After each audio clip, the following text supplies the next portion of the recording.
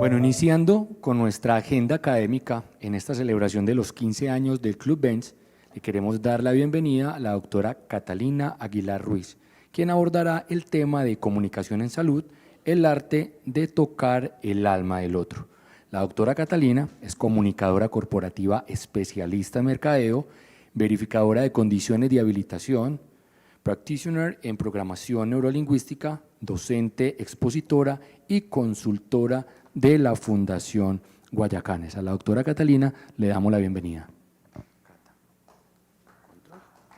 Apuntas hacia donde está el compañero. ¿Sí? Yo te la abro, te la coloco acá.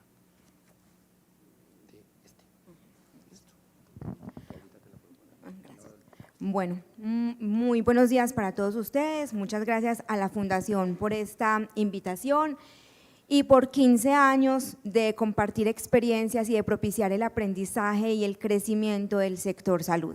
El día de hoy vengo con un tema que para mí es apasionante porque me permite no solamente compartir lo que yo he aprendido a través de mi formación profesional, sino en la experiencia laboral, pero también en la experiencia que he tenido como usuaria de servicios de salud, que me ha tocado profundamente y que me ha instado a compartirlo con todas las personas con las que trabajo y como facilitadora de diferentes programas.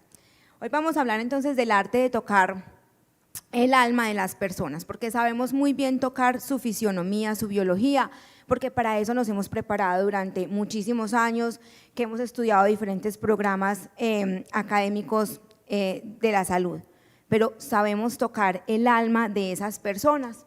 Y entonces esta es una reflexión que yo les hago, que es una reflexión personal, donde yo digo que prestar servicios de salud humanizados, centrados en el usuario, trasciende mucho más allá del cumplimiento de la norma, del cumplimiento de los estándares técnicos, que no estoy diciendo que no sea importante, porque esto nos permite hacer una apuesta desde lo humano, va más allá de lo normativo, para generar relaciones de confianza entre el usuario y el personal de salud, desde la empatía y la sensibilidad por la condición humana y su vulnerabilidad. La confianza para mí es el pegamento de todas las relaciones humanas. Sin confianza no hay relación humana que pueda trascender. Yo como personal de la salud estoy generando una interacción de confianza con esas personas que acuden a mí. Recordemos que nadie va a los servicios de salud por voluntad propia. Normalmente vamos en unas condiciones que nos vulneran en lo más profundo de nuestro ser y necesitamos que esas relaciones de confianza sean la base para poder tener todo un proceso médico exitoso. Gina Tambini, la representante de la OMS y OPS para Colombia, dice que es fundamental la preparación de los profesionales de la salud en todo lo que tiene que ver con la concientización y sensibilización respecto a la atención de los usuarios. Hay que proveer un trato humanizado con dignidad y calidez en los servicios de salud, donde esto debe imperar en el entorno médico. Debemos brindar atención de calidad y calidez, atender bien a la gente, conversar con ellos. Ahora lo decía la doctora Ligia Amparo, no es solamente estar pendiente de la parte técnica, del catéter, de la vena que le canalicé, del medicamento, es atender esa necesidad de esa persona en ese momento. Muchas veces es cambiarlo de posición, muchas veces es revisarle el microporo con el que tiene pegado el catéter, muchas veces es bajarle un poquito al aire acondicionado para que esa persona tenga una estancia más confortable o por lo menos menos dolorosa. Entonces es importante que nosotros empecemos a mirar a ese usuario no como un usuario más, sino como una persona que está con toda su vulnerabilidad frente a mí. ¿Cuál es entonces el contexto y por qué es importante las habilidades comunicativas en la salud? Miren, un estudio de la Universidad de Yale dice que el 77% de los médicos creen que los pacientes entienden su tratamiento médico, pero solamente el 57% de los pacientes dicen entender. O sea, es muy diferente lo que yo creo hacer como personal de la salud a lo que el otro, ese usuario, está entendiendo. Y si eso lo trasladamos, por ejemplo, al cuidador, pues la cifra yo creo que sería mucho más diferente.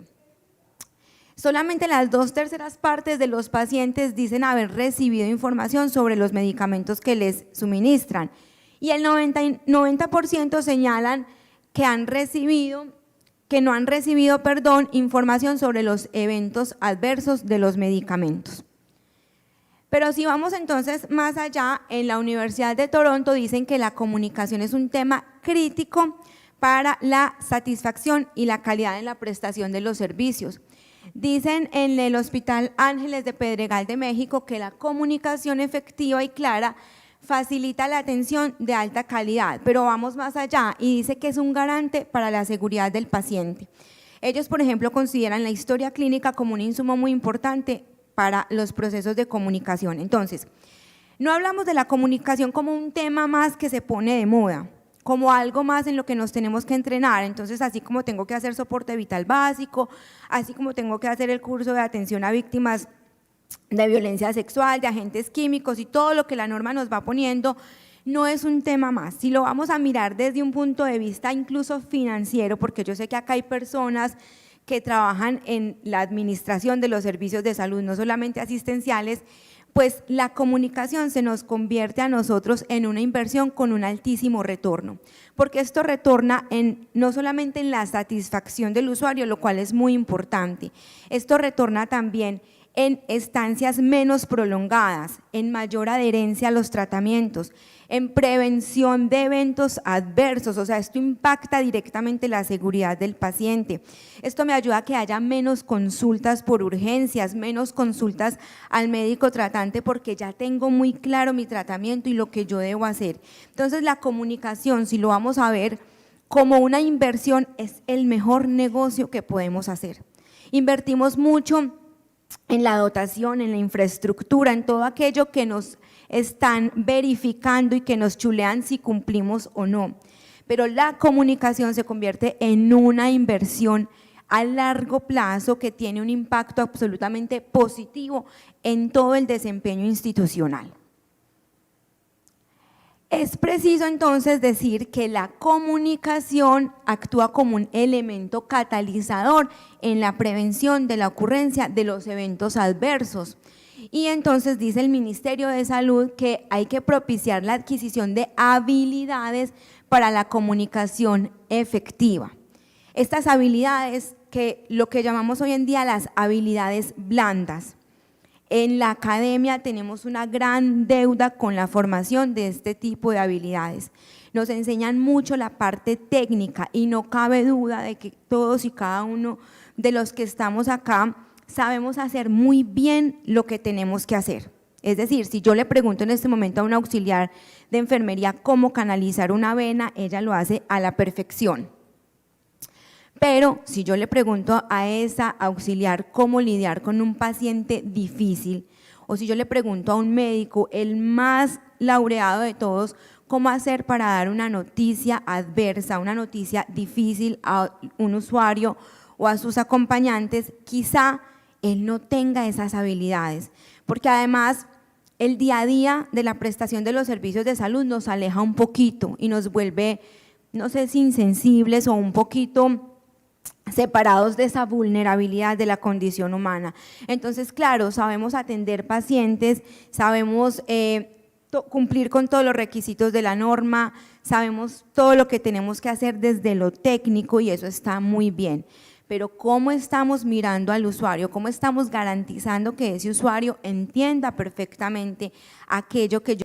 Y esto lo dice y lo traigo textual del Ministerio de Salud, porque las pobres prácticas de comunicación y la discontinuidad que hay entre el personal de salud y la manera como nos comunicamos son la mayor fuente de eventos adversos. Y yo les traigo esto acá porque es importante no solamente que nosotros sepamos tocar el alma de las personas, sino que sepamos esto cómo impacta el bolsillo de las instituciones. Cuando hablamos de rentabilidad, cuando hablamos de reducir el costo médico, cuando hablamos de cifras que nos duelen a todos, sobre todo cuando estamos en el área administrativa, pues la comunicación se convierte en una herramienta primordial para impactar el costo o impactar la rentabilidad de las instituciones. Entonces, hoy vamos a salir todos pensando que comunicarnos bien, que invertir en el entrenamiento y en adquirir habilidades comunicativas es una inversión que vamos a tener reflejada en nuestros balances financieros. Pero entonces, ¿qué es comunicar? Hay muchas definiciones de comunicación y yo me quedo con esta que me gusta mucho y es poner en común. Comunicar es poner en participación al otro de lo que yo sé o de lo que yo tengo. Cuando yo entrego una información, estoy informando, estoy diciéndole algo, le estoy entregando un diagnóstico frío y plano a un usuario. Cuando yo me comunico con él, yo estoy tomando en cuenta una cantidad de aspectos que son importantes y relevantes para que ese usuario pueda entender lo que le está pasando. Y ahora vamos a ver ese usuario en qué condiciones llega. Hay unas habilidades comunicativas que nosotros tenemos que desarrollar, pero que diría yo son inherentes a todos los seres humanos. Sería como pensar que le vamos a enseñar a un delfín a nadar. Eso suena como raro, o a un caballo a galopar, pero los seres humanos, que somos seres comunicantes, sí tenemos que formarnos en habilidades comunicativas, en inteligencia emocional, en saber entender y leer al otro para poder saber ese momento y esas palabras adecuadas para que él pueda entender y yo pueda lograr los objetivos que quiero lograr en un tratamiento médico, por ejemplo. Estas cifras seguramente ustedes ya las conocen, pero hoy vamos a mirar de qué se trata esto. El lenguaje verbal es solamente el 7% de la comunicación y el 55% restante es todo lo que tiene que ver con la comunicación no verbal o la comunicación corporal. Hay un lenguaje paraverbal que es el 38%, entonces ahí es donde viene el dicho conocido de no es lo que me dijiste, sino el tonito en el que me lo dijiste. Pero acá tienen que ver un montón de factores, por ejemplo, la infraestructura. ¿Dónde estoy yo ubicándome con el usuario y su familia para darle una información? ¿En un pasillo donde pasa todo el mundo? Estoy a través de un vidrio donde la persona quizá de la tercera edad no me está entendiendo bien. Le estoy entregando un papel con un montón de cifras que él no entiende. Le estoy entregando un papelito chiquitico con el número de la línea a la cual se debe comunicar para hacer autorizar su orden o para pedir la revisión de los exámenes.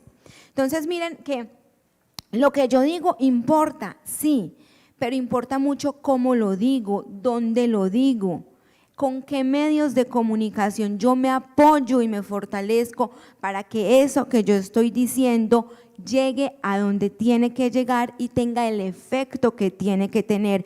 No es solamente entregarle el medicamento al usuario, es además enseñarle cómo se lo debe tomar, cada cuánto se lo debe tomar. ¿Por qué le cambiamos el medicamento? ¿Por qué le cambiamos la concentración, la presentación? Porque entonces me llega la persona de la tercera edad que me dice que se toma la pastilla rosada por la mañana, la azulita por la tarde y la blanquita por la noche. Y si yo a la pastilla azulita la cambio por rosada, ya quedo con 2 rosadas y no sabe a qué hora se las va a tomar. Entonces no es solamente decirle aquí está el medicamento, sino es enseñarle a esa persona. La comunicación tiene un propósito de educar y de formar. Esto lo tomo textual de la formación que yo hice en PNL y se los quiero leer porque me parece que condensa como lo que yo quiero que todos entendamos de la comunicación, y es que cuando comprendemos la importancia de comunicarnos de forma correcta, de escucharnos y procesar las ideas antes de emitirlas, verificaremos que estamos en una sintonía especial, expresándonos con un nivel de cuidado superior que nos genera más equilibrio, y eso que atraemos va en sintonía con la claridad y la pulcritud con la que hablamos para nosotros mismos y para los demás. Hay un libro muy bonito que se llama Los 4 Acuerdos y uno de los 4 acuerdos es ser impecable con la palabra, y no es solamente no decir groserías, es tratar de que esas palabras entren con suavidad, con delicadeza, con respeto a la vida del otro. No es dejar heridas profundas con esas palabras, no es decir las cosas como a mí me salió en el afán en el que yo estoy, porque yo también como personal de la salud ya he canalizado no sé cuántas venas, he atendido no sé cuántas cirugías, he ingresado un montón de pacientes a quirófano. Es ver a esa persona con esa delicadeza que merece ser vista. La empatía entonces es necesaria para cuando nosotros hablamos de comunicación en salud. Y la empatía, dice Alfred Adler, un psicólogo que fue incluso discípulo de Freud, es el creador de la psicología adleriana, dice: mira con los ojos del otro, escucha con los oídos del otro y siente con el corazón del otro. ¿Qué es lo que esa persona está sintiendo en este momento? ¿Qué es lo que está pensando? ¿Qué está pasando por su mente cuando yo le estoy dando una información? Yo estoy teniendo el cuidado de entender por lo que está pasando esa persona, y la empatía es algo que yo tengo que fortalecer, es un músculo que tengo que fortalecer porque se nos ha ido perdiendo. Y a veces decimos, póngase en los zapatos del otro, pero es tan difícil porque yo calzo 34, entonces si una persona que calza 36 se los va a poner, le van a quedar chiquitos. Y si yo me pongo los zapatos de uno que calza 37, pues imagínense. No es ponerme en los zapatos del otro, es tratar de entender y de ver más allá de lo que yo puedo tener en mi cabeza. Yo no entiendo lo que está sintiendo el otro, pero trato, digamos, de ponerme a su nivel.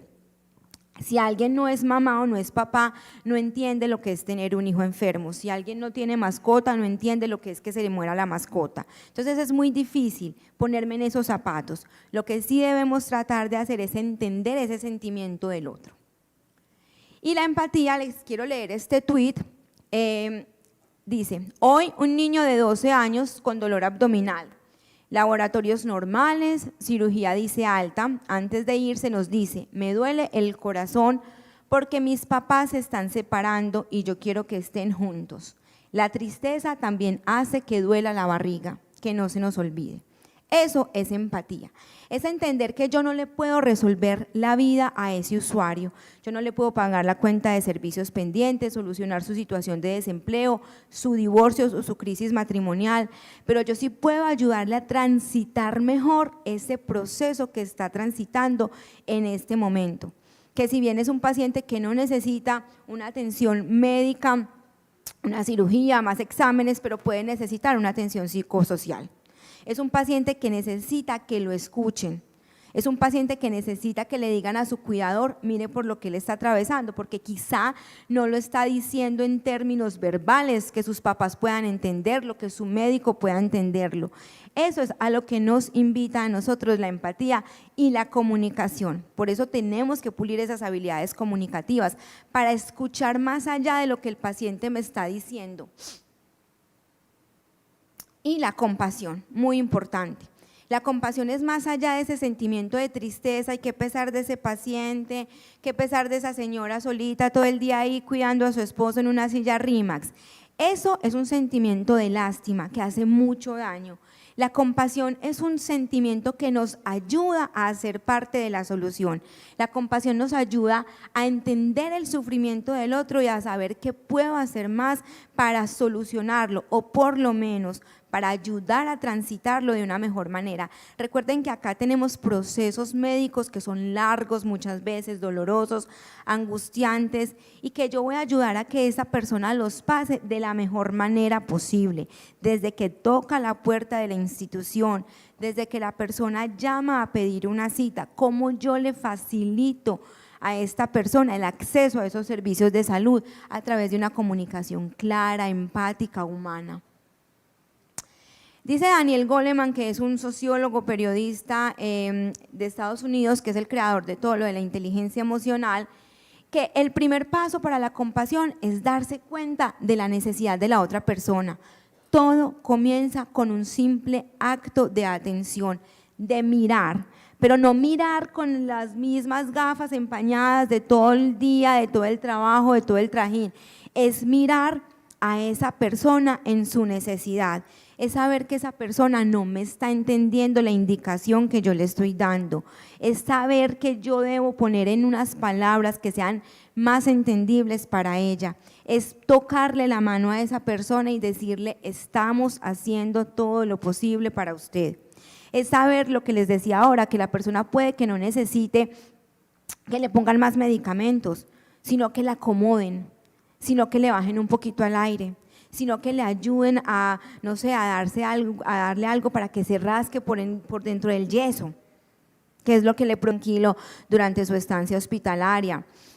¿Qué necesita esa persona que yo le puedo proveer a ella y que me va a facilitar que este usuario entienda y pueda adherirse más fácil al tratamiento? Hay que tener en cuenta que las habilidades comunicativas no solamente me sirven para comunicarme con el usuario, es clave que yo esas habilidades comunicativas las fortalezca con mi equipo de trabajo. De nada me sirve tener una muy buena comunicación con el usuario cuando dentro del equipo hay distorsión, hay separación, cuando en el equipo no estamos hablando el mismo idioma. Por eso nosotros, más allá de estandarizar los procesos, los procedimientos, las guías de atención, tenemos que saber cuál va a ser nuestro tono de comunicación, qué es importante para nosotros en la atención y en la relación face to face con ese usuario. No es solamente saber que el usuario va a tener una atención de acuerdo a lo que dice la guía, es muy importante. Yo no les estoy diciendo acá que vayan y olviden las guías ni los protocolos, pero cómo yo le estoy dando a entender a ese usuario lo que yo necesito hacerle entender en el tratamiento. Entonces, cuando llega un usuario al servicio de salud no dice, ay, siquiera estos equipos tienen el mantenimiento preventivo y la hoja de vida de estos equipos está perfecta, hacen farmacovigilancia, tecnovigilancia, no, y además la política de seguridad del paciente, tienen las últimas guías de práctica clínica actualizadas, qué belleza. El usuario no sabe eso, el usuario no se da cuenta de eso, el usuario lo único que ve es una persona que está al frente de él, ayudándole a pasar un momento difícil. Ese momento difícil puede ser un dolor abdominal o puede ser un infarto. Y ese momento difícil no es solamente para el usuario, lo es también para su familia, cómo yo me comunico con ese cuidador que muchas veces es el esposo de la tercera edad de esta señora. Entonces estoy lidiando con dos personas de la tercera edad con una cantidad de barreras que tienen dada su edad o su condición.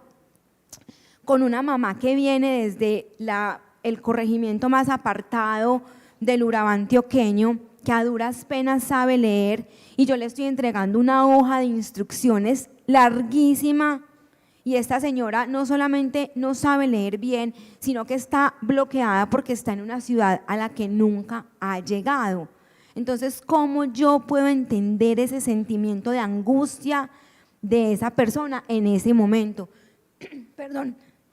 Ahí muy poco importa el mantenimiento de los equipos, ahí muy poco importa que el comité técnico-científico de seguridad del paciente se reúna rigurosamente, ahí poco importa la farmacovigilancia, la marcación LASA, ahí lo que importa es el paciente en toda su vulnerabilidad, y esto soy muy reiterativa. ¿Cuáles son las características de los usuarios o de las personas de los servicios de salud? Bien difícil que nos toca. Están enfermos, es una condición que produce temor, que produce dolor, que produce angustia. En la mayoría de casos no entiende qué les pasa, no entiende por qué a mí, cómo se soluciona, una terminología absolutamente ajena a su día a día, a su entendimiento. Desean un tratamiento rápido, de acción inmediata, cero costos, mejor dicho, una fórmula mágica, porque a nadie le gusta el dolor ni la incomodidad de los procedimientos médicos. ¿Qué procedimiento médico es fácil, es chévere, es placentero? Ninguno, ninguno. Hay ciclos de servicio que mientras más largos, más peligrosos, entonces el paciente se altera, se descompone y requieren atención inmediata, porque es que mi dolor de cabeza con el que yo llevo hace 3 días y que seguramente no me voy a morir de eso, es igual de grave que el señor que está infartando al lado. Los dos queremos que nos atiendan ya, pero yo no entiendo por qué yo que llevo con un dolor de cabeza 3 días no me atienden ya y el señor que se está infartando, que está medio normal, porque yo no lo veo ahí chapaleando, porque lo atienden más rápido que yo. ¿Quién le explica a un paciente el triaje? La clasificación de esos usuarios. ¿Cómo nosotros le estamos haciendo a entender al usuario el nivel de prioridad? Porque es que uno cree que prioridad es que llegó con el corazón en la mano, con la cabeza en la mano. El nivel de prioridad, ¿con base a qué lo hago yo y cómo se lo hago yo entender al paciente? El paciente tiene que entender eso para que sepa además en qué momento consultar a urgencias, a qué sitio debe dirigirse de acuerdo a lo que esté manifestando. Entonces, la comunicación es vital en ese momento, porque estos pacientes llegan con estas condiciones. Llegan acelerados, llegan perdidos muchas veces, llegan absolutamente angustiados. Y entonces, en medio de esa angustia, yo le empiezo a recitar un montón de procedimientos que hay que hacerle al paciente y el paciente se queda. Y entonces nadie le pregunta si entendió. Y si entendió, me da lo mismo porque yo tengo que seguir con el otro. Y con el otro, y con el otro. Y esta reflexión que se afecta, cuando se afecta la salud, es una reflexión propia que he hecho no solamente después de 15 o más años de experiencia de comunicación en el sector salud, sino después de ser usuaria de servicios de salud. La enfermedad llega para enseñarnos y para mostrarnos la vulnerabilidad de la condición humana. A veces golpea con fuerza nuestras estructuras más fuertes, porque cuando falta la salud muchas otras cosas carecen de sentido y lo que dábamos por sentado cobra un valor incalculable. Y es ahí, en esta vulnerabilidad, cuando buscamos la mirada compasiva del otro, de nosotros mismos, que hemos incluso creído perder el valor porque estamos vulnerables, totalmente en manos de otro. Estamos siendo esa mirada compasiva, cómo desde nuestro rol podemos entender la condición del otro y su necesidad. Cuando una persona llega mal a un servicio de urgencias y empiezan a hacer fracking con las venas del otro y empieza el auxiliar a decirle, pero es que usted tiene unas venas muy chiquitas, pero es que se le escondieron. Señora, yo no tengo la culpa. Y hacen fracking con las venas de uno. Ustedes saben lo que es el fracking, hoy que está tan de moda el tema de los recursos de la exploración de los hidrocarburos, es meter un tubo y explorar, y aquí no encuentro, y meto el otro tubo en otra parte, y meto el otro tubo, y eso hacen con las venas del paciente, ¿cierto? Porque lo importante es sacarle la sangre a como de lugar. Entonces sí, hay un nivel de urgencia, claro, pero ¿cómo con esa urgencia yo estoy desmejorando más a ese paciente y estoy desmejorando más la percepción que ese usuario tiene de los servicios de salud? Necesitamos que las personas crean en nosotros. Ellos no creen en nuestros títulos, en la infraestructura, en el mantenimiento. Ellos no se saben los estándares de habilitación. Ellos lo único que ven es una persona al frente, con disposición o no de aliviarme. Y muchas veces ese alivio viene desde el alma. Humanizar es definitivamente cambiar el chip. Es hablar de atención centrada en la persona, pero desde una mirada humana. Dejar atrás un montón de creencias y de ruido que nosotros tenemos en nuestra mente. Es dejar una relación jerárquica médico-paciente o enfermera-paciente o incluso vigilante-paciente, porque es que el señor de seguridad es el que hace el triaje. No, usted acá no puede entrar, no, la doctora está muy ocupada, no puede entrar, qué pena, o le toca irse para tal parte. Es el vigilante con su autoridad el que hace la barrera. Entonces es una relación jerárquica, es dejar esas estructuras transaccionales que le autorizaron al paciente, cuándo me lo van a pagar, cómo lo facturo, porque les digo, para el paciente todo eso es transparente. Y por último, sin conexión no hay comunicación y sin comunicación no hay transformación. La comunicación es un vehículo de transformación, es un vehículo que ayuda al progreso, al cambio de mentalidad. Todo lo que tiene que ver con cultura está atravesado por la comunicación. Y miren, desde los estándares de habilitación a nosotros nos piden la evidencia en la divulgación de los guías, de los manuales, de los protocolos, cómo lo estoy divulgando. Y yo sé que acá las instituciones en las que nosotros trabajamos tienen comunicadoras, yo soy comunicadora y soy la defensora a ultranza de las áreas de comunicación en las instituciones de salud. Mal haría yo en decir que no somos necesarias, somos muy necesarias, pero esa comunicación del día a día donde no interviene la comunicadora está a cargo nuestro.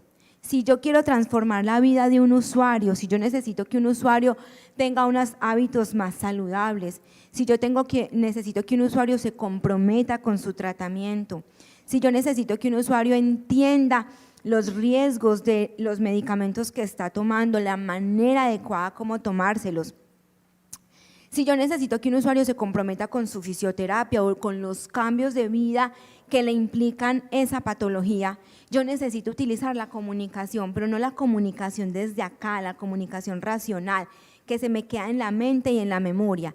Esa es la que tenemos nosotros muy bien entrenada, porque todos, absolutamente todos, sabemos lo que tenemos que hacer. Y entonces si yo vuelvo y digo, le pregunto a una enfermera cómo se canaliza una vena, ella me lo va a decir perfectamente. Y si yo le pregunto a un contador cómo tiene que presentar los estados financieros de la institución y cada cuánto, me lo dice perfectamente.